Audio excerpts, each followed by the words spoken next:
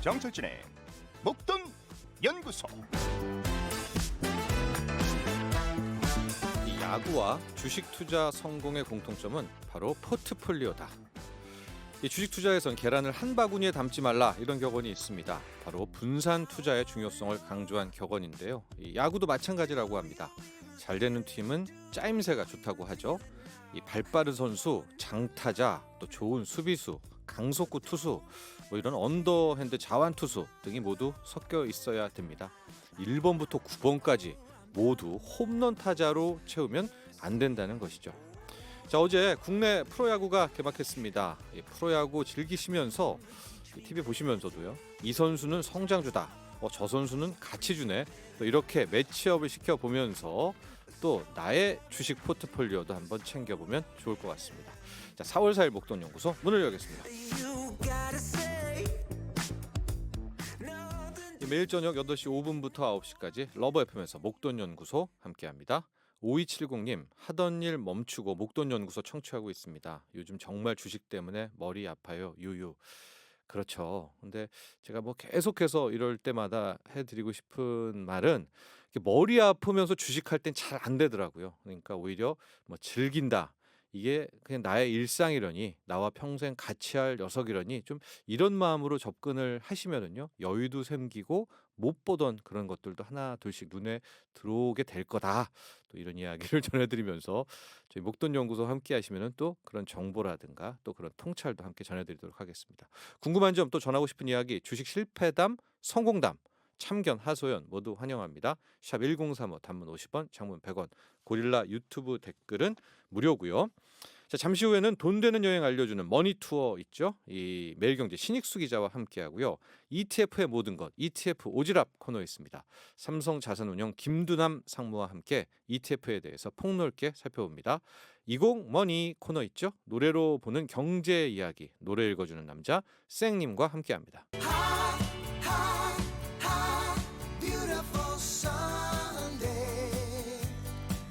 어디론가 떠나고 싶어지는 주말입니다. 저희 목돈연구소는 처음부터 끝까지 또 하나에서 열까지 효율성과 경제성만을 생각합니다. 일요일엔 돈 버는 여행으로 여러분을 모셔보겠습니다. 머니 투어, 투어 가이드 매일경제 신익수 기자와 함께합니다. 안녕하십니까? 네, 안녕하세요. 반갑습니다. 네. 한 주 동안 잘 쉬었나 봅니다. 네. 네. 아니 아까 방송 전에 네. 우리 잠깐 복도에서 만났을 때는 네. 피곤해 보인다. 네. 아니 그게 아니라 보통은 이제 네. 이렇게 한 주가 끝날 때 힘들어야 되잖아요. 그렇죠. 근데 신익수 기자는 지금 오히려 이렇게 네. 막 힘이 난다는 거는 네. 저는 평일에는 좀 많이 사실 저는 잘 개인적으로 졌구나. 정철진 앵커 얼굴 봐야 됩니다. 아. 네. 저 똑똑하비 같은 얼굴을 봐야지 네. 뭔가 복스러움도 들고 네, 기운이 팍 솟습니다. 뚜껑이라는 건 좀 아닌 것 같은데요. 어쨌든 넘어가도록 하고요. 네. 0022님, 네. 난 주식도 모르고 ETF도 모르고 그래서 그냥 이 코너가 제일 좋더라. 야, 이런 거 좋아요. 이런 거. 네. 꼭 돈 버는 여행은 아니라도 되니까 좋은 장소 많이 알려주세요. 네. 그렇습니다. 이제 네. 우리가 이제 돈 버는 여행이긴 하지만 또 뭐 간다 그래서 그렇죠. 돈을 벌 수도 있지만. 네. 네. 그러니까 이게 사실 제가 늘 말씀드리지만 믿거나 말거나 그리고 재미삼아 네. 그러니까 우리가 주중에 5일 동안 정말로 돈 벌려고 머리 싸매잖아요. 네. 정말 주말에만큼은 잠깐 내려놓고 네. 숨을 쉬는 시간으로 가져가자. 뭐 이런 의미 있죠. 예, 그래서 오늘 요 가는 곳 체크를 하셨다가 네네. 다음 주 뭐 금요일쯤에 떠나고 이런 식으로 좀 활용을 하면 그럼요. 굉장히 주말에 좋을 것 같아요. 딱 들으시고 체크해놓고 그 다음 주에 주말 나들이를 딱 가시는 금요일 거죠. 밤. 네, 좋습니다. 그럼요. 어디로 갑니까 오늘은? 오늘은 또 우리 주식하시는 분들 중에 투자자 여러분들 중에 네. 이런 분들 있잖아요. 레저 관련주 좀 좋아하고 네. 그 예컨대 자전거 관련주들이 있어요. 좀 시원하게 봄바람 맞으면서 쌩쌩 달리고 싶고 네. 자전거 관련주 몇 개 있거든요. 네. 이런 것들. 그 다음에 요거 있어요. 엔터주. 엔터주 있죠. 엔터주. 엔터주. 네, 레저 엔터가 보통 같이 묶이잖아요. 그렇죠. 네. 특히 이제 엔터주는 대부분 이제 테마 투자로 또 많이 흘러가기 테마주. 때문에 네. 한번 엔터주에 이제 발을 들이거나 못 맛을 빼죠. 보면은 못 빼죠. 네, 그런 또 게 없어요. 이게 그렇죠. 딱딱 공식대로 가고. 그리고 심지어 오늘 갈 곳은 네. 말씀을 잘 주셨는데 네. 엔터주 중에서 열광적이었던 거 있어요. 지난 한 3개월간 가장 이슈가 됐던. 빅히트? 그럼요. 네. 네. BTS 어? 관련주. 방탄소년단. 네. 네. 와 관련된 여행지다. 관련된 여행지죠. 관련된 여행지. 네. 네. 자 오늘 떠날 곳은 본인의 포트폴리오에 엔터주라든가 엔터주나. 레저주가 있는 레저주. 분들은 꼭 가야 된다. 그렇죠. 이곳을. 핫플이고요. 어딥니까? 사실은 BTS 덕에 떴는데 네. 여기 어디냐면 강화도하고 네. 여기 성모도가 있는 곳에 네. 사찰이 하나 있어요. 네. 보문사라는 보문사잖아요. 사찰. 네, 네, 그렇죠. 네. 워낙 유명하니까. 네. 우리 이제 유튜브 네. 사실 제가 늘 말씀드리잖아요. 시교라. 네. 제발 좋아요, 구독 좀 눌러주시고요. 그리고 주말에는 우리 유튜브로 좀 들어주셔야 돼요. 그래야 네. 클릭도 많이 나오거든요. 네. 저 화면에 보면은 저 나오잖아요. 음. 보문사 사찰 네. 워낙 유명하니까요. 그럼요. 근데 이게 갑자기 너무나 유명한 곳인데 근데 네. 여기가 BTS 관련이 있고 왜? 그다음 심지어 음. 제가 늘 좋아하는 거 있잖아요. 음. 소원 명당도 3콤보 애교를 받아야 된다. 세 군데가 또 한꺼번에 빡 몰려 있어요. 네. 그래서 쓰리바닥 네. 찍고 간다. 간다. 네. 네, 그렇죠. 네. 중간에 동적 잠깐 VI 걸리고 VI 걸린 네. 다음에 탄력 받아서 상한가로 올라가는 거. 간다. 강화가 원래 굉장히 유명하죠. 뭐 네. 고인돌, 만이산. 만이산. 네, 우리 네. 뭐 섬 자체가 보통 박물관이다 이렇게 네. 부르잖아요. 여기 그래요. 오늘은 좀 너무 익숙한 것 같은데. 아닙니다. 네. 특별하게 즐기는 방법이 있죠. 그리고 사실 소원 3콤보 명당을 잘 몰라요. 네. 그래서 오늘 시켜보자. 특별하게 즐기는 법들. 봄나들이의 강화도 인근을 갈 때는 여행법 자체가 달라져요. 그래서 일단은 여기에 우리 청취자 여러분들 잘 모르시겠지만 강화 인근에 사시는 분들 아실 거예요. 여기에 자전거 도로가 나왔어요. 네. 코스가 19개. 19개나. 예, 여기 따라서 사실 해안 순환도로 바로 여기가 강화대교 딱 지나고 예. 여기가 예전에 굉장히 유명했던 또 역사가 있거든요. 음. 울돌목 아시잖아요. 네. 저 남해 쪽에. 네. 갑자기 울돌목은 또 왜 나와요? 여기가 네. 사실은 손돌목이라고 유명한 곳이에요. 손돌목. 그러니까 돌목이라는 게 돌고 네. 돈다는 물살이 돌고 그렇죠. 돈다는 의미거든요. 여기 가면 예전에 여기가 어떤 역사가 있었냐면 드라마 떠올리시면 됩니다. 미스터 선샤인 무대가 됐던 곳입니다. 여기가. 네. 그래서 촬영지가 있었습니까? 촬영지하고 촬영지가? 여기에 네. 그리고 여기가 원래 음. 몽골 때도 그랬고 침탈과 관련된 우리 역사에 네. 그래서 병인양요, 신미양요, 조선 신미양요 계양, 때. 네. 그다음 운요 사건 있잖아요. 음. 요 모든 외침에 음. 시작된 루트가 다 요 자리들. 음. 그래서 우리가 강화대교를 건너갈 때 네. 그 밑에 자리가 손돌목이에요. 네. 물살이 굉장히 세거든요. 네. 그래서 여기 가시기 전에 자전거도 타시기 전에 여기서 항상 역사의 의미를 좀 새겨 주셔야 돼요. 예, 저는 사실은 여기 건너기 전에 강화대교 건너기 전에 차를 좀 세워놓고 의미를 좀 심어보라고.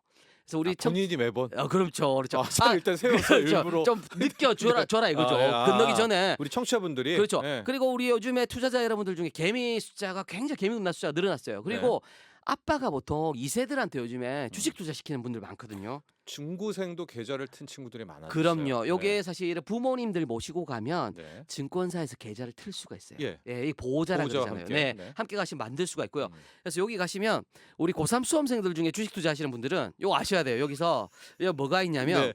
제가 이거 수능 팁을 하나 알려드려요. 시험 문제 분명히 나옵니다. 이거 여기가 왜냐하면 제가 한 게 아니고 사실은 역사로 굉장히 유명한 선생님 있잖아요. 설민석 선생님. 네. 그분이 원래 여기다가 외우는 방법을 가르쳐줬어요. 네. 미미광어 네. 이게 있습니다. 네. 그 자리가 여기예요. 미미광어가 뭐냐면 네.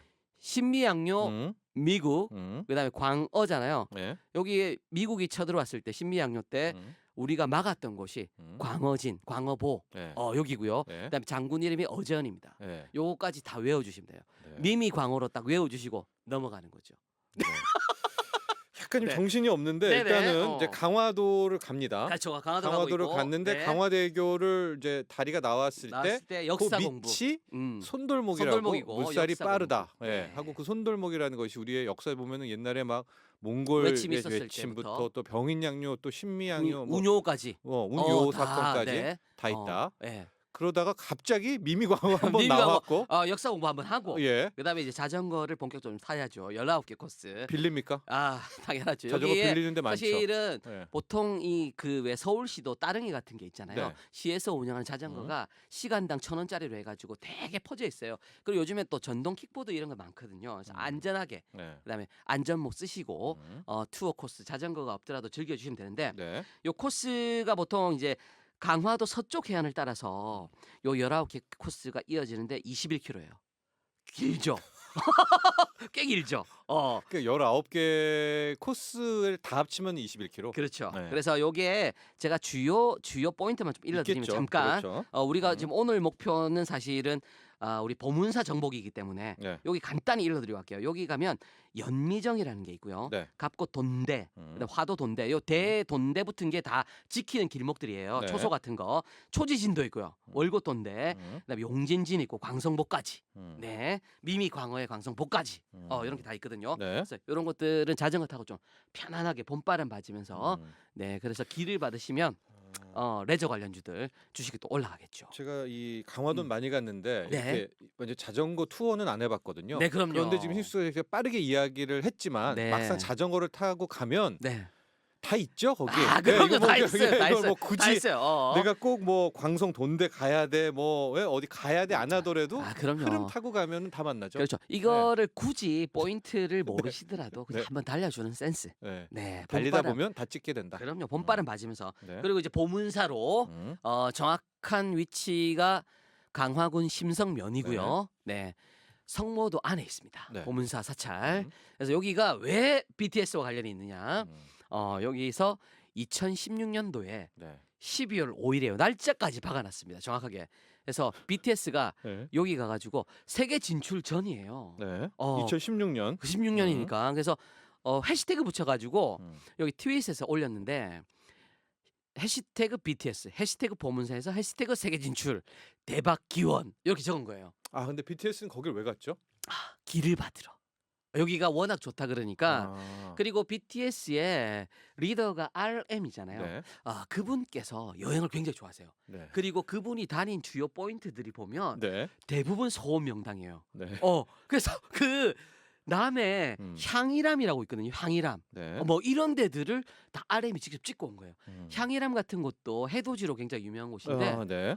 여기가 또 소원 명당이거든요. 네. 그래서 강화도에서는 천년고찰 이곳을 음. 찍으신 거죠. 그 원래 사실은 여기가 강화도 보문사가 양양의 낙산사하고 남해 보리암, 요 3층 석탑으로 굉장히 유명한 곳인데 요 보리암하고 다 합쳐가지고 전국의 3대 바다를 낀 해상 명당으로 꼽혀요. 음. 바다를 보면서 소원을 빌 수 있구나. 여기. 카테고리 분류가 좀 이제 많죠. 그럼 소명당은 소원 명당들이 많은데 이 많아요. 3대는 해안 바다가 끼어 있는 해상 명당이다. 명당에서 3대입니다. 그렇죠. 네, 네. 그래서 여기 가시다 보면 네. 여기 입구 쪽에 원래 보통 요 그 기념품 파는 곳이 있어요. 음. 거기에 가면 그때 당시에 트위터를 코팅을 해가지고 그다음에 우리 그 BTS 요 네. 멤버들 사진을 담아가지고 네. 왔던 거를 다 전시를 해놓고 있습니다. 음. 그래서 그 여기에 오신 분들이 소원을 요거 따라 빌면서 어떻게 네. 하냐면 그때 당시에 이제 BTS 멤버들이 여기 소원을 빌었잖아요. 음. 그래서 코팅 그 종이를 한번 보면서 뭘 하냐면 여기에서 되게 유명한 게 기와에다 소원을 비는 게 있어요. 기와. 요거를 불사라 그러거든요. 네. 기와 불사. 네. 기와에 소원 적는 거. 음. 그래서 보통 여기 가면 늘 볼 수 있는 게 이런 거예요. 방탄소년단 Love Yourself 대박 뭐 이런 것들. 네. 우리 아미 군단들이 몰려가서 소원도 빌면서 음. 기와 쌓고 그 기와는 또 파는 거죠. 파는 네, 거죠. 사서 거기서 네. 이렇게 쓰는 거죠. 날카로워요. 네. 네. 이거는 무료가 아니니까. 무료가 아닙니다. 네. 그리고 기와는 좀 비쌉니다. 신익수 그래서. 기자, 그 자전거를 타고 이게 좀 가능한 거 아니에요? 자전거 타고는 보문사까지 가기 힘들고 보문사까지 차로 차로 편하게. 가야 돼요. 네, 그럼요. 그럼 자전거는 갈 수는 없고 갈 수 있는 사람은 갈 수도 있고요. 근데 투어 코스로 네. 가기에는 좀 힘드니까 예. 우리가 해안 도로를 자전거 도로를 갈 때는 자전거로만 즐겨 주시고 그러고서 보문사는 끝내고. 따로 네. 네. 갈 때는 따로 따로 차로 차를 갖고 간다. 바로 오셔서 그다음에 여기가 이제 BTS가 소원 빌었던 거 기와 네. 기와 불사 하나 보셨고요. 네. 하나 더 거기에서가 원콤보입니까? 원콤보 그게 원콤보. 첫 번째 기운을 네. 받는 곳이고요. 네. 여기 두 개가 더 있어요. 이걸 무조건 찾아가십니다. 네. 그리고 사실은 여기가 유명한 게 뭐냐면 우리 보통 소원을 간절함을 담아서 주가가 올라 주십시오 하고 소원을 빌 때 요거 하잖아요. 3,000배를 내요. 3,000배. 수능에 붙었으면 좋겠습니다. 제 딸내미가. 이러면서 기도 3,000배를 보통 하시거든요. 그렇죠. 허리- 그런데 주가 올라가 주십시오 하고 3,000배 하는 건 좀 흔하지는 않죠. 흔하진 네. 않죠. 네. 흔하진 않죠. 보통 뭐 바라긴 하지만. 네네. 네, 네. 절실함을 다해서 빌 때 네. 3,000배를 하시면 또 하시는 분도 있겠죠. 네. 허리가 어마어마하게 고통이 이어집니다. 네. 3,000배 안 해보셨죠? 네. 저는 108배까지 해봤어요. 108배 하는 데만 네. 요거 정식으로 하면 음. 시간 꽤 걸려요. 예. 1시간 이상 걸려요. 네. 3,000배를 하시면 정말 초죽음이죠. 반나절 걸립니다. 근데 그럼 지금 두 번째 명당인데 두 번째 3,000배를 합니까? 안 되잖아요. 네. 우리가 지금 빨리 치고 나와야 되는데 안 되잖아요. 네. 그래서 여기 가시면 500난상이 있어요. 500난상. 그러니까 이게 석불인데 500개의 석불들이 앉아 있어요. 네. 동글동글한 크기. 네. 보통 인형 크기예요. 아기들이 가지고 노는 인형 크기. 우리 지금 유튜브 보면 화면에 딱 나오거든요. 그렇죠. 저기. 귀가 이렇게 크고. 네. 그래요. 하얀 석불들이 저렇게 앉아 있는데 쟤들 500개가 하나하나 다 표정들도 다르고요. 네. 보는 방향도 다 달라요. 예. 그래서 둥그렇게 있는데 네. 저 가운데 석탑이 있는 데 있죠. 예. 저기서 딱 서가지고 500난상을 보면서 3초 만에 끝냈어요. 3,000배를.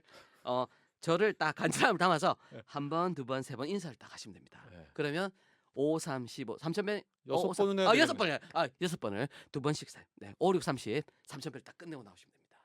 네. 절 6번으로 네. 왜냐면 나한상이 500개 500개니까 500개니까 간절함을 담아서. 네. 네. 이렇게 보통 절을 하고 좋습니다. 두 번째 3,000배 끝내고 3,000배 끝나고 이제 마지막 3콤보 찍으러 가야 되잖아요. 네. 여기에 뒤쪽으로 요거 있습니다. 420계단 오르막 소원 계단. 자, 이거 뭐, 이거 정확하게 세워. 에스컬레이터 있는 거 아니에요? 아니에요. 이것도? 전혀 이건 그런 거 아니에요? 없어요. 이건 없어요. 네. 이거 가야 돼?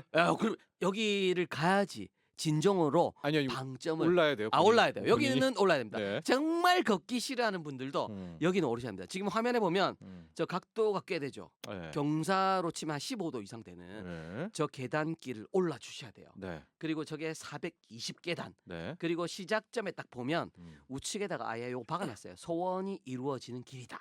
편말을 달아놨어요. 그 꼭대기엔 뭐가 있어요? 꼭대기에는 굉장히 유명한 바위가 하나 있는데 그게 이름이 눈썹바위입니다. 그러니까 성인의 눈썹을 닮았어요. 네. 그래가지고 눈썹 바위 밑에서 우리 지금 화면에 잠깐 나오잖아요. 네. 저게 눈썹을 닮은 저 밑에서 간절함을 닮아서 빌면 네 소원이 한 가지는 반드시 이루어진다. 이런 썰이 있죠. 네, 그래서 뭐 많이 빌어야 되겠네요. 그럼. 많이 빌면 아니 많이 빌지 말고 중요한 거 하나만 빌면 하나 빌어야죠. 그게 그게 사실 되니까. 그런 거예요. 네. 내가 만약에 뭐 비기트를 사고 삼성전자 샀어. 네. 삼성전자도 오르고 비기트도 오르고 이게 안 되는 거죠. 하나만. 내가 하나만. ETF 금 ETF를 샀어. 네. 금 ETF 하나만 오르게 해주십시오. 간절하면서 하나만 비셔야 됩니다. 네. 알겠습니다. 이렇게 요게 세 개의 키포인트. 소원 명당이었습니다. 첫 번째가 그렇죠. 우리 BTS가 세계 진출하기 전에 기와불사, 네, 기와불사 그 기와불사가 자리에서 비는 있었고, 거. 네. 두 번째가 500난상 네. 절 6번으로 그렇죠. 3,000배가 그냥 3,000배가 가능하게 되는. 되는 네. 그 맞는지 모르겠습니다. 네네. 그다음에 세 번째가 소원 계단. 그렇죠. 소원 계단 420계단을 올라야 되고. 저는 이 요즘 서학개미가 많잖아요. 서학개미들 네, 많죠. 그 미국 주식 미국 투자하는 주식 분들 투자. 많이 있고 음. 이런 분들은 그 첫 번째 첫 번째. 기와불사. 왜? 왜? 왜냐하면 BTS가 거기서 세계적이죠. 하고 나서부터 세계 진출이 막 됐다는 거 아니에요? 야, 그럼요. 맞죠? 네. 2016년 그때부터. 네, 그렇죠. 그 네. 이후부터죠. 네. 방탄소년단 세계의 이름을 드날린 게 그렇습니다. 이후부터죠. 네. 그래서 이 미국 주식이라든가 이렇게 포트폴리오에 많은 분들은 네. 꼭 기와불사를 가자. 좋습니다. 네. 네네네. 자, 이제 끝냈습니다. 끝냈습니다. 네. 또 우리 먹거리 또 챙겨야죠. 그럼요. 먹거리를 먹기 전에 일단 여기에서 보통 보문사까지 가신 분들은 여기에 굉장히 좋은 또 원래 우리가 소원으로 마음의 보약을 먹였으면 몸이 또 먹어야 되잖아요. 진짜 먹거리 먹기 전에 잠깐 몸을 휴식하고 힐링을 하는 주말에 여기 가면 노천탕 굉장히 유명한 거 있어요. 15개에 달하는 노천탕이 있는 곳. 온천이죠. 노천 온천인데 여기가 460m 지하 화강암에서 자연용출. 자연용출 온천이 진짜 백이거든요, 사실은. 그래서 여기가 원래 온천 온도가 25도 이상이면 온천으로 등록이 되는데 51도까지 올라가요. 네. 그래서 지금 물놀이하기 좋고요. 여기서 노천탕들이 있으니까 여기서 기운 받고 몸도 깨끗이 한 다음에 여기에 이제 먹방들 본격적으로 입먹방.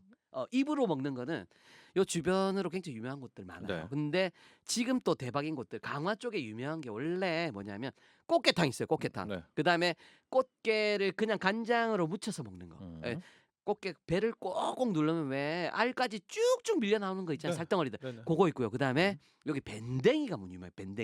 밴댕이 매운탕 있고요. 밴댕이 회무침 있고요. 네. 밴댕이 비빔밥 있고요. 네. 이런 거까지 해가지고 참기름 싹 둘러가지고 꽃게탕은 좋습니다. 뭐늘 꽃게탕 정말 성공적이죠. 좋아요. 네. 네. 요거 먹고 그다음에 여기에 사실은 중국집 굉장히 유명한 거 있어요. 제가 이름은 안 알려드릴게요. 땡땡성입니다. 네. 여기 가시면 쟁반 짜장이 있죠. 줄 서서 먹습니다. 네. 그래서 쟁반짜장까지 딱 드시고 네. 나오시면 되겠습니다. 네. 먹거리까지. 그리고 이제 또 스테이 명당도 있고 또 네. 주변에 특산물도 또 네. 있습니다. 뭐 순무 같은 거죠. 딱 무조건 사야죠. 아 그럼요. 그렇죠? 그다음에 네. 강화에 그 통, 굉장히 유명한 순무김치통. 순무하고 늘 그다음에 들고 인삼 옵니다. 유명해요. 아, 인삼. 인삼. 강화 인삼도 있으니까 그것도 이게 사포닌이 많아가지고 약간 쓰지만 몸에는 좋다. 네. 이런 거 기억하시고 기념품 삼아 또 들고 나오시면 되죠. 알겠습니다. 오늘은 강화도로 떠나봤습니다. 네. 여기까지 하겠습니다. 고맙습니다. 네, 돈 되는 여행 머니투어 매일경제 신익수 기자였습니다. Gonna get some.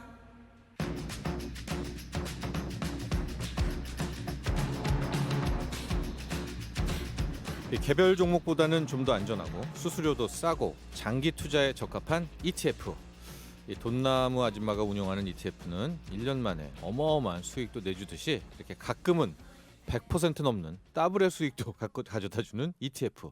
워렌 버핏도 추천했지만 많은 분들은 하지만 ETF에 대해서 잘 모르고 있습니다. 그래서 정철진의 목돈 연구소에서 준비했습니다. ETF 오지랖. 우리나라에서 ETF를 제일 먼저 도입한 삼성자산운용과 함께합니다. 삼성자산운용 김두남 상무 스튜디오에 나와 계십니다. 안녕하십니까? 안녕하십니까? 네, 우리가 지난주에 했었던 H 환해지입니다. 네, H에 대해서 아주 호응이 좋았습니다. 많이도 궁금했던 것 같아요. 아 이게 환해지가 돼 있나? 좀 하시다 보면은 해외 할 때 꼭 그 환 위험이 있거든요. 그렇죠. 환이 H가 있는 것이 이것은 환율 변동 위험이 없이 그 해당 지수라든가 거기에 수익률만에 있는 거다 하고 H가 없다면 달러의 역시 변화와 함께한다라는 것을 기억을 해두시고요.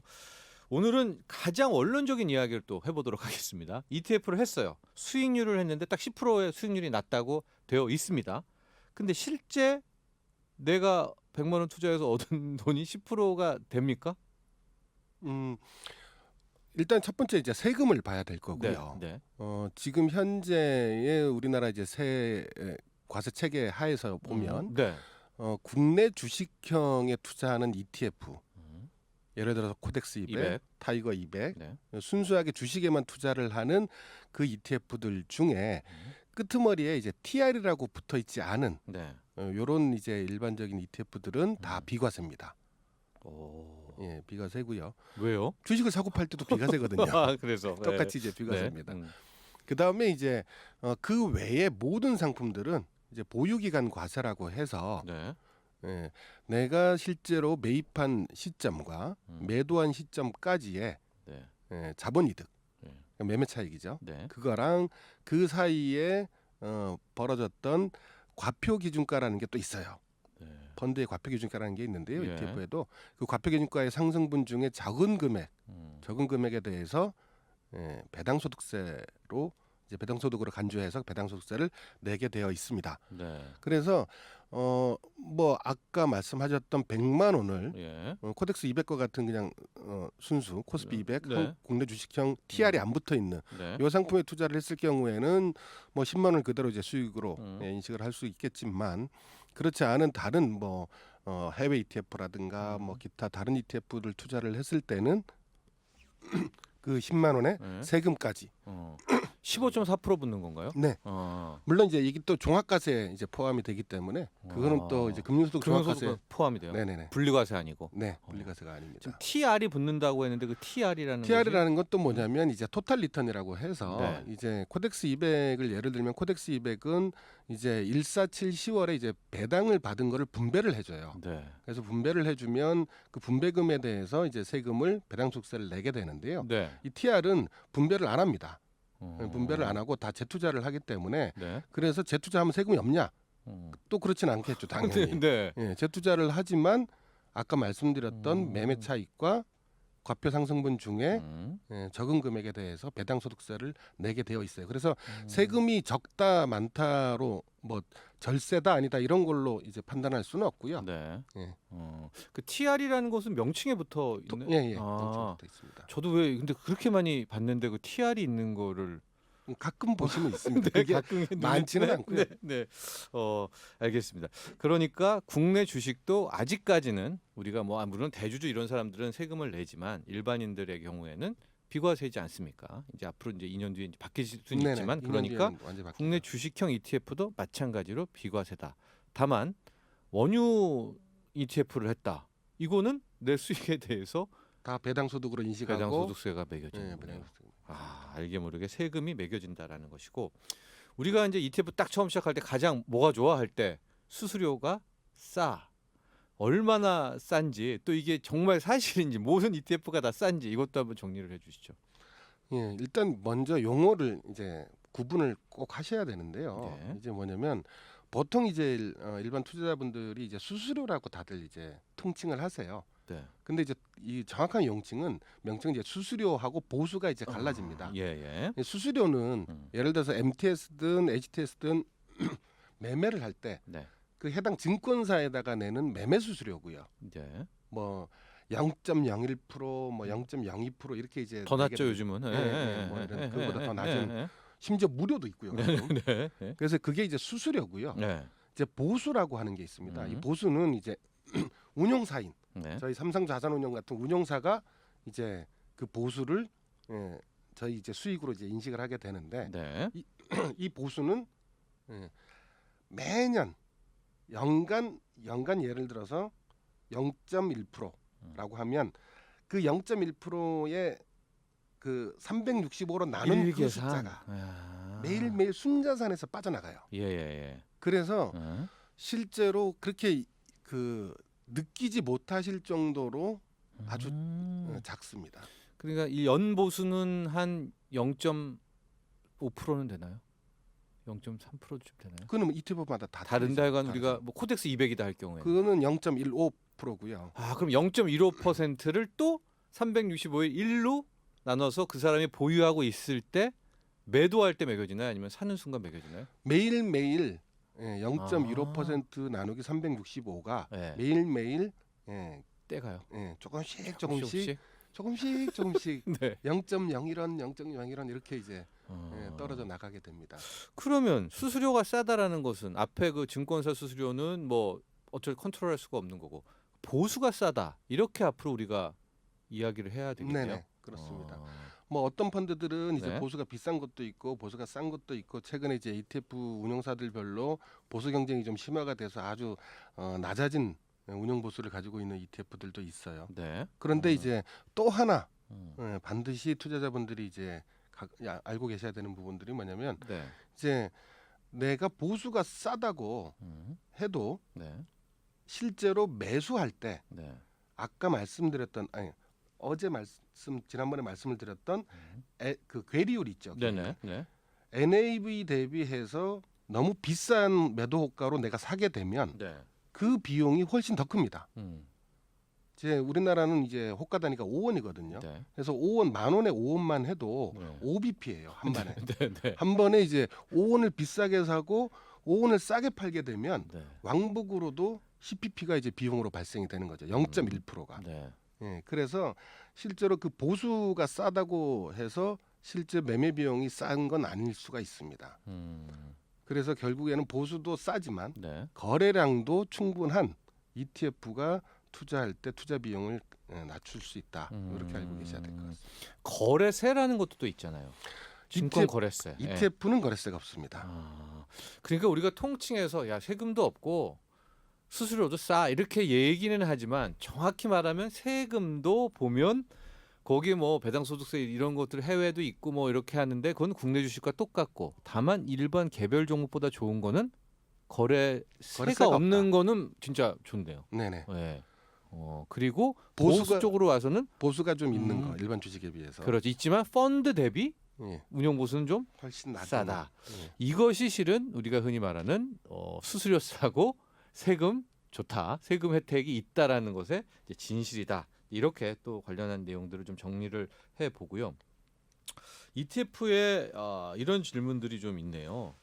ETF도 상장 폐지가 됩니까? 라는 건데 제가 이걸 어떤 분한테 질문을 받았었냐면 뭐 특정 상품이기도 한데 하여간 요즘에 이제 하락에 베팅을 하는 인버스가 있잖아요. 네. 근데 하락이 2배로 하는 일명 곱버스라는 상품이 있습니다. 코덱스에도 있죠. 있습니다. 네.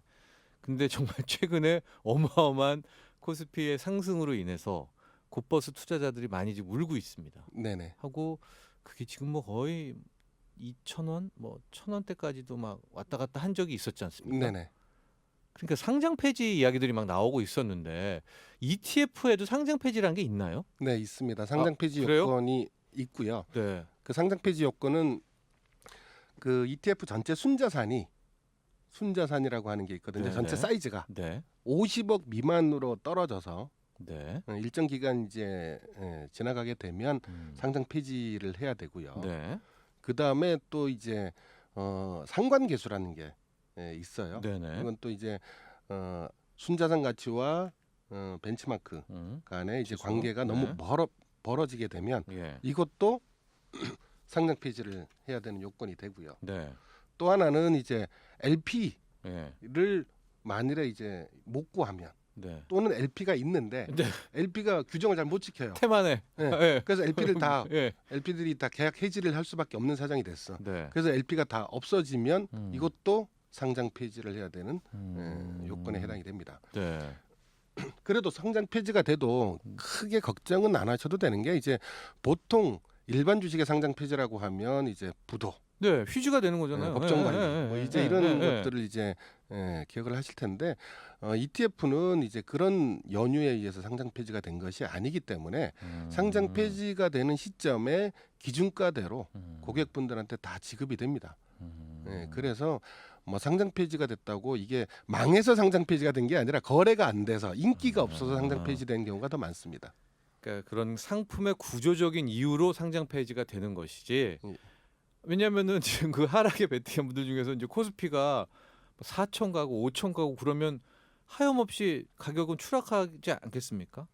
그러다가 이것이 상장 폐지가 되는 거 아니냐. 근데 그런 문제로는 상장 폐지되진 않네요. 그렇죠. 예. 지금도 아직도 뭐 1조 이상의 이제 사이즈가 사이즈가 있으니까. 있으니까. 예. 그러니까 뭐 그게 뭐 하다못해 뭐 1,800원이 가든 1,500원이 1,000원이 깨지든 간에 그 문제로는 상장 폐지가 되는 것은 아니고 아닙니다. 얘기한 네. 것처럼 뭐 호가의 공백이라든가 이런 기술적인 문제로 ETF가 상장 폐지가 된다라는 점. 그래서 너무 걱정하지 말라고 해야 되나 이거를 어떻게 해야 되는지 모르겠지만 하여간 그 상장 폐지 걱정은 하지 마십시오. ETF 투자자들한테 말씀을 드립니다. 이런 분은 절대 ETF를 하면 안 된다. 이런 분이 있나요? 우리가 이제 오히려 좀 ETF를 초보자들에게 많이 좀 권하고는 있는데 체제상 ETF가 안 맞는 사람도 있겠죠. 어떤 네. ETF에 대해서 이제 정확하게 모르고 투자하시는 분들도 의외로 많으세요. 네. 그러니까 지금 저희가 이제 ETF를 알려드리기 위해서 이제 이런 시간을 갖고 네. 있습니다만 실제로 뭐 코덱스 반도체 안에는 삼성전자가 당연히 들어가 있겠지라고 생각하시는 분들이라든가 네. 뭐 이제 그런 분들 또는 뭐 지난번에도 말씀을 드렸지만 이제 환해지와 한 노출에 대한 차이도 잘 모르시는 분들. 그렇죠. 그러니까 PDF도 안 보시고 H의 뜻도 모르시고 이제 접근하신 분들이죠. 그렇죠. 네. 이제 그런 분들이 이제 많으시기 때문에 그런 분들은 반드시 홈페이지 그 운용사의 홈페이지에 들어가서 이 ETF가 어떤 용도로 만들어졌고 네. 어떤 벤치마크를 가지고 움직이는 ETF인지를 좀 확인을 하신 후에 투자를 하시는 게 맞다라고 생각합니다. 네. 그러니까 뭐 특별하게 ETF가 맞다 안 맞다라기보다는 잘 모르고 투자하는 것이 문제다. 이제 이렇게 정리를 해볼 수가 있을 것 같은데 ETF에도 뭐 안정형, 안정추구 뭐 이런 게 그 자기가 조합하기 마련인가요? 뭐 그렇게 그런 거 추구가 됩니까? 그럼요. 예. 어떻게요? 그러니까 지금 ETF 안에도 그런 부분들이 있습니다. 이렇게 무슨 말씀이냐면 이제 예. 자산 배분이 되어 있는 ETF도 있어요. 그래요. 주식과 채권이 혼합되어 있는 아, 혼합형 예, ETF들이 있고요. 네. 뭐 그거를 떠나서도 뭐 당연히 채권 ETF들은 뭐 이제 가격의 움직임이 그렇게 네. 드라마틱하지 않기 때문에 이런 것들은 보통 이제 안정형에 가까운 상품이 될 것이고요. 네. 그 다음에 뭐 특정 테마형 그 중에서도 이제 기술주 쪽에 가까운 바이오라든가 기술주에 가까운 이런 ETF들은 상당히 가격의 움직임이 급등락이 심하죠. 위험 추구형. 네, 그런 것들은 이제 좀 공격형 이제 ETF의 범주 안에 들어갈 수가 있을 겁니다. 그렇게 되면은 이제 나오는 게 합성 ETF와 또 ETF 랩 이제 이것도 좀 헷갈리게 되는데 자연스럽게 ETF를 여러 가지 하다 보면은 뭐 ETF 랩이 뭐죠? 뭐 합성 ETF 그런 건 좀 어떤 개념으로 우리가 받아들여야 될까요? 합성 ETF는 음. 이제 운영의 기법인데요. 기법이구나. 네. 네. 그냥 코덱스 200을 음. 예를 들어서 자꾸 자사 상품을 네, 광고해서 아니 뭐 죄송합니다. 말씀하시죠. 코덱스 200을 주식 바스켓으로 운영할 수가 있고요. 예를 들면 예. 또 하나 예를 들면 이제 한국 거래소에 상장되어 있는 주가지수 선물로 운영을 하게 되면 코덱스 200 선물형이 예. 될 거고요. 예. 또 코덱스 200을 수합이라고 하는 수합 컨트랙이라고 하는 예. 이런 OTC 그러니까 장외 파생 상품 계약을 통해서 운영을 하게 되면 이게 합성 ETF가 됩니다. 네. 그래서 좀 어려운데. 네. 그냥 운영하는 기법이기 때문에 음. 합성 ETF다, 선물 ETF다, 현물 ETF다라는 음. 거는 굳이 그렇게 신경을 안 쓰셔도 네. 괜찮아요. 네. 네. 어. 그다음에 이제 ETF 랩이라고 랩. 하는 거는 네. 이거는 그냥 증권사의 랩 어카운트 상품 중에 예. ETF로 자산 배분을 해주거나 포트폴리오를 음. 구축해주는 네. 요 이제 랩 어카운트 상품명이 이제 ETF 랩입니다. 그러니까 제가 궁금한 게요. ETF 랩으로 들어오다 보면 이제 그 매니저가 있지 않겠습니까? 매니저가 어떤 ETF를 또 만드는 겁니까? 아니면은 이거는 코덱스 거 갖다 쓸게. 이거는 타이거 뭐 이렇게 해가지고 자기가 조합하는 건가요? 그 ETF 랩이라는 거는. 보통 이제 증권사의 랩 어카운트를 운영하는 부서 안에는 네. 이제 랩을 운영하는 또 매니저가 따로 있죠. 있어요. 네. 뭐 거기에 이제 그 회사의 전략과 그 매니저의 능력에 따라서 네. ETF들을 또 여러 가지 이제 조합을 하죠. 네. 뭐 국내 주식형, 해외 주식형, 해외 테마형, 음. 채권형 이런 것들을 조합을 해서 네. 시장의 움직임에 맞게 포트폴리오를 구성을 해주겠죠. 네. 음. 근데 그때 그 상품들이 소위 말한 지금 유통 시장에 있는 그 기성 상품을 갖다 쓰느냐, 네. 아니면 맞습니다. 자기가 또 막 만드느냐. 갖다 씁니까? 네네. 그러면 굳이 우리가 수수료를 내고 ETF 랩을 할 게 아니라 내가 ETF 랩을 운용을 하면 되겠네요. 그러셔도 되죠. 예. 예. 그런데 보통의 일반 투자자분들이 네. 그렇게 잘 못합니다.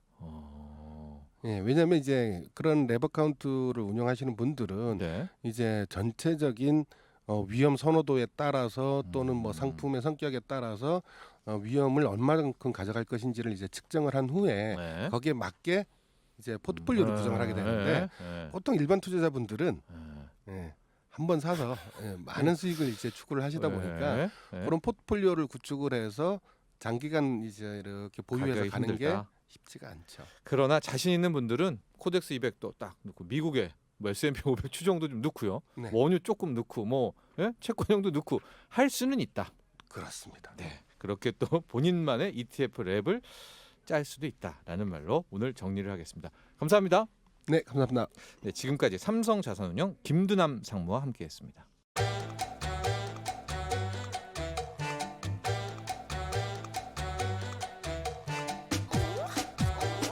네, 우리에게 친근한 대중가요의 이면을 들여다보면 거기에도 돈의 흐름이 보입니다. 바로 그 흐름을 건드려주는 시간이죠. 이곡 머니 함께합니다. 이곡 머니 노래 읽어주는 남자 쌩님 스튜디오에 나와 계십니다. 안녕하십니까? 네, 반갑습니다. 네. 0204님, 쌩님 말하시는 스타일이랑 목소리가 우리 동네 문화센터 노래교실 선생님과 비슷해요. 좋은가요? 많이 알려주세요. 아주 좋은 선생님이신 것 같습니다. 맞아요. 네. 쌩님 이렇게 함께 보면은 이제 각 동네마다 네, 그런 내공 깊은 아저씨들이 있잖아요. 네, 딱 그런 분이에요. 그러니까 네. 동네마다 있잖아요. 하고 뭐 네, 그런 있죠. 어떤 네. 그런 동네의 핵심 호프집이라든가 동네 술집들이 있는데 거기 가면 늘 만날 수 있는 아저씨. 네, 사실 저한테 네, 이 목돈 연구소의 이 이공머니라는 네. 코너를 좀 맡아달라. 음, 그 내가 거기 갑자기 나한테 그러냐. 네. 그 우리 김용호 팀장님이 네. 저한테 맡아달라 해서 나 잘 모르겠는데, 그러니까 그 딱 어울린다고 좀 아, 해달라고 해서 맞습니다. 네. 하다 보니 뭐 재밌네요. 예. 네. 또 우리 쌩님은 이제 동네가 네. 청담동이죠. 청담동 아저씨. 뭐 거기도 살았고. 네. 어린 시절 학창 시절을 어쨌든 예전에- 강남에서 보냈던 예전에. 예, 강남 파라군 출신의 네. 뭐 거기까지. 쌩님이시다. 네. 아니 그 기억까지 뭘 또 소환해가지고 하여간 네. 네. 자, 오늘도 돈의 흐름 찾아봐야 될 것 같은데 네. 노래로서요. 어떤 오늘은- 노래입니까? 오늘은 우리 정철진 연구소장님이 네. 아주 좋아할 만한 아, 그 기억에 생생한 네. 마포성 좀 솔직히 너무 좀 옛날 노래였잖아요. 네. 그래도 또 많이 불렀죠 마포종 쪽. 그렇죠. 네. 또 우리가 네, 그래서 취하면 네. 네, 1992년 네. 봄 4월에 나왔던 서태지와 아이들의 난 난 알아요. 알아요. 이것도 난 알아요라고 안 하고 그냥 난 알아요 이렇게 말했죠 하죠. 옛날에. 네, 이 시대는. 네, 바로 그 노래 네. 준비했습니다. 네. 그 응답하라에도 사실 그 락카페 시리즈죠. 문화가 나오는데 네. 그건 좀 이 뒤 얘기지만 거기에 그 신촌 스페이스 얘기 나와요. 네. 그 맞아 벤치 맞아가지고 네. 애들이 못 들어가고 네. 억울해하던 맞아요. 뭐 이때부터 그런 그러니까 말하자면 그렇죠. 문화가 생긴 거죠. 네. 그 그리고 전에는- 강남역에도 예. 이제 본격적인 나이트클럽. 그 전에는 이제 뭐 디스코텍 뭐 이랬다가 이제 나이트클럽이라는 문화가 쫙 확산이 되죠. 그러니까 사실 나이가 더 많다 그래서 안 네. 받는 거는 네. 원래 없었어요. 네. 물 관리가 들어가기 시작한 거지. 음. 나름. 그게 이제 요 92년도 요 즈음이 아니었나. 네. 그 먼저 시대를 좀 보면요. 네. 92년이 뭐 어떤 해냐면 음. 노태우 정권의 말기입니다. 마지막 해.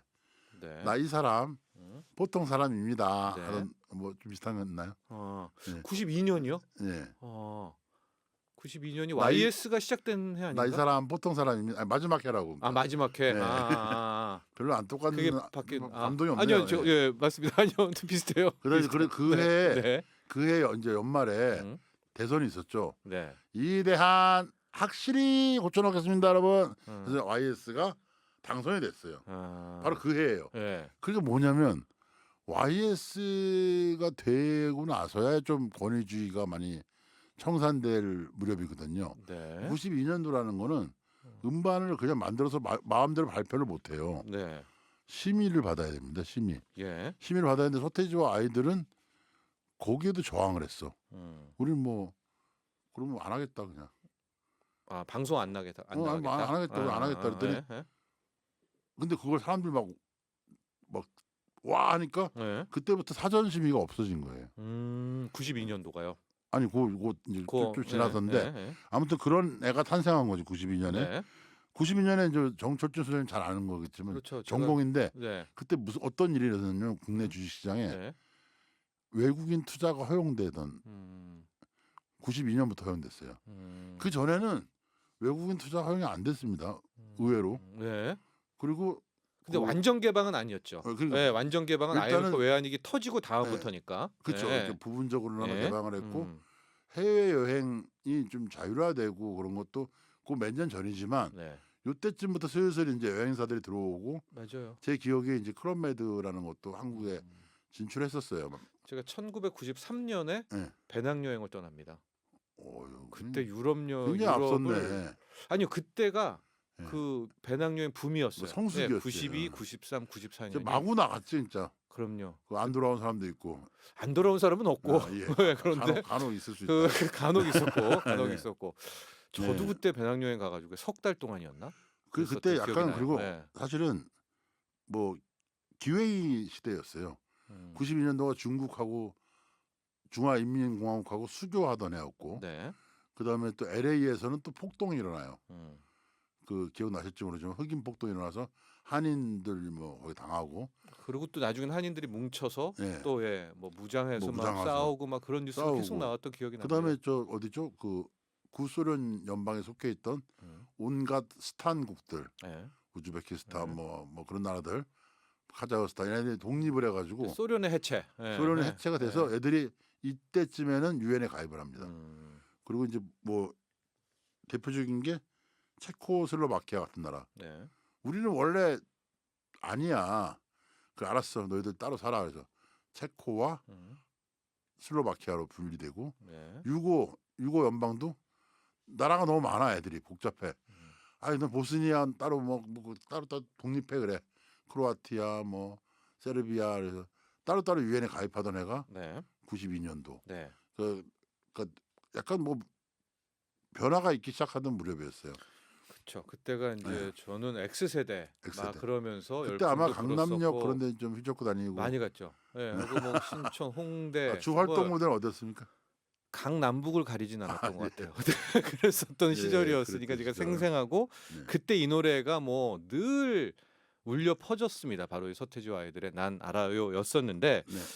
오늘 해주실 말씀이 이 노래가 방금 네. 전에 그 시대상 이제 막 그런 어떤 자유의 네. 뭐 이 물이 열린 거에 우리 네. 대중가요 특히 문화 산업에도 획을 그는 그렇죠. 변곡점이 됐다. 그 전에 가요가 뭐냐면 네. 발라드 음, 주로 발라드가 많았어요. 네. 신승훈의 미소 속에 비친 그대라든지 예. 2호 공감 다 기억나시죠? 이승환 씨, 이승환 오태호가 했던 오태호. 예. 2호 공감에서 발라드가 전성기였고 네, 뭐 변진섭, 이문세는 뭐 말할 것도 없고 맞아요. 그리고 이제 전통 가요 네. 뭐들도 여전히 했고 이제 전통 가요들도 이때 갑자기 보도 듣도 못한 이상한 음악이 나온 거예요. 랩. 예. 난 알아요. 랩. 랩이라는 네. 게 나왔는데 네. 그럼 랩은 그 전에 있었어요. 그 홍서범 홍서범 씨, 씨가 예. 김사카시라고 김사까시 있었죠. 예. 김사카사카사카사카 네. 막 무슨 노래 전체를 랩으로 만들었어. 그래서 가사가 랩이에요. 근데 맞아요. 그거는 그 랩이라고 하기 근데 보다는 랩이죠. 랩의 형식이지만 음. 약간 좀 뭔가 좀 미치지 못했다. 음. 그러니까 근데 서태지와 아이들은 예. 한국어를 예. 제대로 랩으로 만들었다라고 어. 평가를 받는. 우리 선생님 그 전에 뭐죠? 우리 신해철 씨의 재즈 카페가 한 91, 2년 그때 먼저 아니었나요? 재즈 비슷한 카페 뭐 이제 한번 확인해 보겠습니다. 예. 근데 갑자기 뭐 돌발 질문하시니까 왜냐면 재즈 카페도 많이 불렀거든요. 그것도 랩이 좀 있으니까. 네, 그것도 예. 있죠. 예, 랩도 거기 콜라, 있습니다. 피자, 자, 바렌타인데이 뭐 네. 있죠. 예. 근데 그거보다 좀 진일보한 랩이다. 네, 네. 난 아요가. 네. 그리고 이제 그 더 놀라운 거는 평론가들은 음. 굉장히 좀 안 좋게 평을 했어요. 네. 그 다음 날 일반 대중은 열광을 했어요. 음. 이게 사회가 가리키는 방향으로 안 가고 이 노래는 완전 새로운 것을 보여준 거죠. 네. 그래서 뭐 재밌는 거는 그 TV 특종 연예 4월 11일 방송된 네. 1992년에 뭐라 그랬냐면 4월 11일. 예. 네. 양인자 씨가 뭐라 그랬냐면 새로운 형식인데 내용은 새롭지가 않네. 약간 좀 싸한 느낌. 약간 예. 그 양인자 작사가는 또 시적인 또 가사를 또 추구하시는 분이잖아요. 형식만 좀 예. 특이할 뿐 뭐 이런 예, 뭐, 평가를 일단 내렸었네요. 우리 양 선생님은. 또 하강훈 작곡가는 랩이 있긴 한데 그 바람에 멜로디는 좀 뭉겠네. 뭐 그런 평가. 네. 대체로 좋지 않아. 그게 평론가들 네. 라인이고 대중들 쪽은 예. 바로 방송 다음 날부터 아, 폭발했죠. 폭발했어요. 근데 네. 이상벽 씨는 이제 동작은 격렬했으나 노래가 섬세하지 않다. 댄스 있으니까 우리 이준호 그다음에 양현석. 네. 전용록은 말을 안 해서 아꼈어요. 어. 좋다 그냥 노래 좋고 댄스 좋고 좋은데 네. 근데 나중에 왜 그렇게 뜨뜻미지근하게 하셨냐 물어보니까 전용록 씨 뭐라 그랬냐면 두려웠다.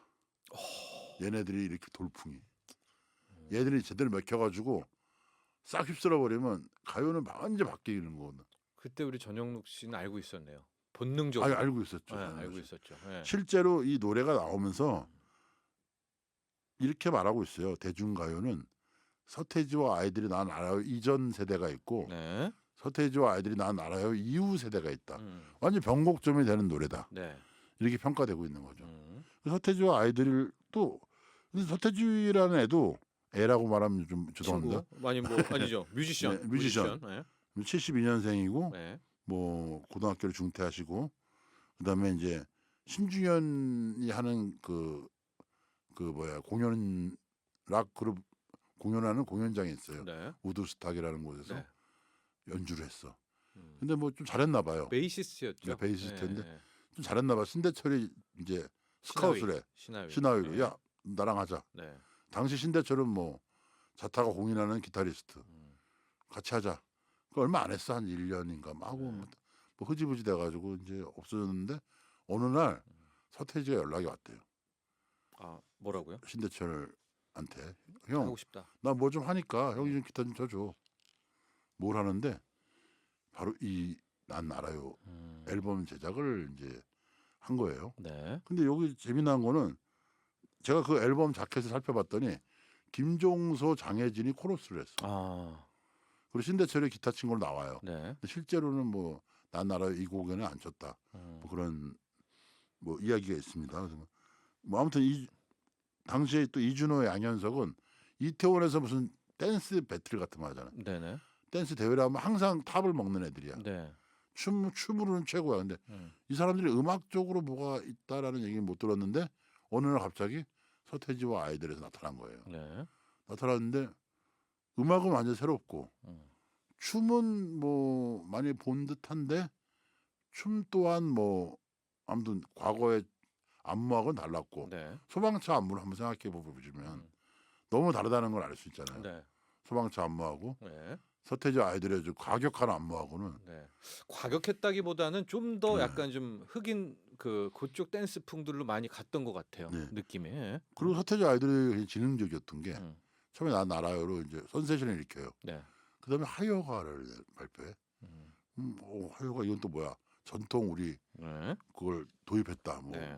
여기 뭐 태평소 소리 나오고 그러잖아요. 네. 근데 발해를 꿈꾸며를 해서 우리 또 역사 국뽕 로드를 건드려줘. 또 우리 또 김영우 팀장도 사실 굉장히 좀 그쪽이거든요. 예, 그래서 어느 쪽이요? 아니 아무튼 이제 과거에 화려했던 네. 우리 역사를 좀 그리워하는. 네.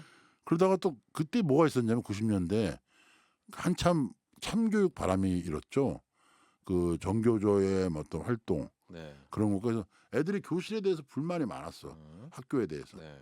그런 것들을 건드려 준 거야. 교실 이데아. 네. 그 처음에는 교사들이 싫어했대. 서태지와 아이들을. 네. 근데 교실 이데아를 듣고 나서 교사들하고 애들은 이미 서태지 편이고 교사들까지 이제 가세한 거예요. 네. 근데 마지막에는 부모들까지 또 가세하게 돼. 왜냐면 컴백홈이라는 노래를 발표하는데 네. 컴백홈을 듣고 이제 가출했던 애들이 집에 돌아간 거야. 정말 그런 뉴스들이 있습니다. 아마 젊은 친구들은 논란에 다 이게 실제 지금 이야기들입니다. 예, 사회 현상으로 근데 있었던 거고요. 재미난 거는 네. 이 사람이 서태지와 천재가 아닌 이상 네. 발표하는 노래마다 어떤 민감한 사람들을 건드려서 음. 우군으로 만드는 전략. 네. 이런 사람이 없었어요 전에는. 그 대중적으로 그냥 아무나 인기 있으면 되고 뭐 이런 거였지. 어떤 타겟층을 이렇게 쭉쭉 흡수하잖아요. 네. 그래서 서태지와 아이들의 어떤 그 매니아층은 되게 두텁다. 네. 해외에서도 서태지 아이들 평가가 괜찮습니다. 네. 뭐 예를 들면 이제 뭐 K-팝을 언급할 때 반드시 언급하는 노래. 난 알아요. 그럼 K-팝의 시작을 네, 이 서태지와 아이들의 난 알아요라고 해도 음악사 쪽으로는 그렇죠. 괜찮나요? 그래서 네. 보는 거죠. 네. 뭐 롤링스톤이나 뭐 빌보드나 그런 데서도 네. 난 알아요가 얘네들 시작이야. 뭐 그렇게 K-팝이라고 하는. K-팝이라고 네. 하나. 그리고 이제 뭐 K-팝을 범위를 넓혀서 네. 뭐 보이밴드 명곡 75곡 음. 들어가고 음. 전 세계 보이밴드니까 이거는 K-팝뿐만 아니라 뭐 이런 식으로 굉장히 많이 뭐 이 서태지 난 알아요가 언급이 되는 거죠. 근데 그러니까 이제 가요사 쪽으로 좀 봤는데 네. 저는 서태지와 아이들 하면서 많이 좀 여러 가지 옛날에 좀 연구해 뭐 이렇게 할 때 보면 네. 우리나라가 이제 음악 산업이라는 이제 문화가 네. 문화 산업이 되는 그 시점에 바로 서태지와 아이들이 있었다. 그러니까 있었죠. 산업화에 이 서태지와 아이들이 하나의 이제 시작하는 문을 연 뭐 근데 그런 이제 곳이었다. 서태지와 아이들이 많이 팔았죠. 네. 음반을. 네. 근데 사실 돈을 어떻게 버는지를 잘 몰랐어요. 예. 그 전에도 그 정도 판 분들은 있었죠. 그 예, 있었으니까. 조용필 선생님도 그냥 있었고. 예, 예. 그런 정도의 예. 성적. 예. 다만 이 팬심이 좀 강한 거지. 네. 근데 이제 그때 당시에 90년대 초반 서태지 아이들이 나오고 나서 자각한 인물이 있었는데 이수만 씨. 네. 그 사람이 현진이 형을 데려다니면서 네. 이제 공연 이제 뭐 이런 걸 한 거예요. 네. 근데 그때 정말 영세했어 네. 이수만 씨가. 네네. SM 기획. 그것이 이제 우리나라 연습생 지금 한 연습생이 전국적으로 한 2,000명쯤 있다래요. 네. 어디선가 연습하고 있는 친구들이. 네. 근데 이제 그 이수만이 처음으로 현진영 가지고 이제 해봤는데 이렇게 하면 안 되겠다. 요거 말하자면 체계적으로 애들을 아예 더 어렸을 때 뽑아가지고 훈련을 시켜서 해야겠다. 그래서 연습생 체제. 네. 그다음에 엔터테인먼트 회사의 어떤 출범. 옛날에 그 기획사라는 데가 약간 주먹 이제 맞습니다. 이런 네. 분도 계셨고. 그러니까 서태지와 아이들의 성공을 보면서 네. 느끼면서 아 이제 드디어 우리나라의 음악 또 가요 시장이 산업화할 수 산업- 있겠다라는 거를 또 산업화할 수 있겠다. 이제 SM의 이수만 사장은 안 거죠. 본능적으로 또 아는 거죠. 그러면서 예. 이제 키워 나가는 또 하나의 산업화의 시작을 또 만드네요. 그렇죠. 네. 그리고 이제 당국의 눈치를 안 봐. 음. 이런 기획사들이 네. 옛날에는 방송국에서 오라는 뭐 벌벌 떨고 그랬거든요. 네. 서태지와 아이들부터 일단 말을 안 들어. 음. 심의 안 받는다 그러지. 오라 그러면 또 안 오지. 또 그게 YS 정부의 출범과 함께 큰 사회가 이제 또 하나의 그런 권위주의적인 게 바뀌게 되는 또 그런 거와 맞물렸네요. 그렇죠. 뭐 사회의 움직임은 그렇게 빠르지 않았는데 네. 얘네가 앞서간 거죠. 네. 얘네라고 죄송합니다. 여기 서태지 예, 요 친구들 이 뮤지션들과 음악 산업 네, 종사자들이 좀 앞서간 네. 거고 어쨌든 그렇게 돼가지고 서태지와 아이들의 어떤 변곡점을 통해서 네. 이제 SM이라는 회사가 나타났고 네. 그 다음에 그 주먹구구식으로 하던 기획사 소규모 기획사들이 이제 엔터테인먼트 회사를 차려서 주식시장에 상장하는 그런 시대가 된 거죠. 실제로 돈도 많이 벌고 있어요. 네. 지금. 네. 그래서 뭐 제가 매출액을 보니까 국내 K-팝의 해외 매출이 2019년 기준으로 해서 8,742억 원. 네. 그거 어마어마한 거죠. 1조 가까이 되는. 산업으로 뭐 넘어갔죠 이제. 네. 산업으로 넘어갔죠. 근데 네. 안타까운 거는 주식 투자하시는 분들이 볼 때는 뭐 엔터주 맨날 당하는 거야. 내가 사면 떨어지고. 알겠습니다. 뭐 이런 식으로 네. 엔터주에 좀 실망하는 네. 방탄소년단 그 빅히트 엔터테인먼트도 이 테마성이 강해가지고 좀 어렵다는 점도 우리가 끝에 한번 그 같이 전하도록 하죠. 공모가보다 오히려 좀 후퇴하는. 네. 공모가보다 후퇴요? 예. 그렇나 좀 저희가 봐야 될 것 같은데 그러니까 좀 아무튼 떨어졌다가 지금 다시 또뭐 다시 올라오고 있으니까. 네, 그렇습니다. 뭐 주식은 매일 변하는 네, 거니까. 네, 네, 근데 아무튼 기대치에 못 미친 경우가 많았는데 네, 저는 앞으로는 지금 마저 일본은 오히려 빠지고 있어요. 네, 그 일본 J-팝의 매출이 떨어지고 있거든요. 네. 근데 여전히 우리보다는 몇 배가 많은데 한국은 매년 뭐 한 60%막 이렇게 성장을 하니까 그러니까 앞으로는 좀 살만 하지 않나. 또 이거는 우리 쌩님의 개인적인 네. 의견이고요. 투자는 본인이 판단하시라. 자 정리를 하죠. 서태지와 아이들의 난 알아요. 네. 이 곡은 땡땡이다. 대중가요사의 변곡 시점이다. 대중가요사의 변곡 시점이다. 네, 그러니까 그때부터 네. 돈 흐름을 타기 시작했다. 음악 산업의 출발이다. 이런 건 어때요? 뭐 K-팝 산업의 출발이다. 네. 이렇게 말할 수도 있겠죠. 알겠습니다. 그렇게 좀 우리가- 사세요. 네? 그래서- 뭘 아니, 사요? 그러니까 하나 뭘 사요? 하나 여쭤볼게요. 네, 뭘 살까요? 방탄소년단에 투자하겠어요? 아니면 블랙핑크에 투자하겠어요? 저는 둘 중에- 엔터주는 둘 중에 투자한다면 5대5, 반드시 5대5, 5대5. 5대5. 네. 분산 투자. 저는 네. 이제 흐름을 읽었는데 음. 그 방탄소년단 팬들이 애장품들 있잖아요. 네. 그걸 내놓기 시작했어요. 네. 직거래로. 왜 그런지 한번 여기까지 이제 하도록 하고요. 네. 여기까지. 오늘 감사했습니다. 네, 네. 네. 안녕히 계십시오. 예. 네, 지금까지 노래 읽어준 남자 쌩님과 함께했습니다. 네, 오늘 준비한 소식 여기까지입니다. 방금 전 소개했던 서태지와 아이들의 난 알아요. 오늘 끝곡으로 들으면서 정철진의 목돈연구소 마치겠습니다. 내일 저녁 8시 5분에 다시 찾아오겠습니다.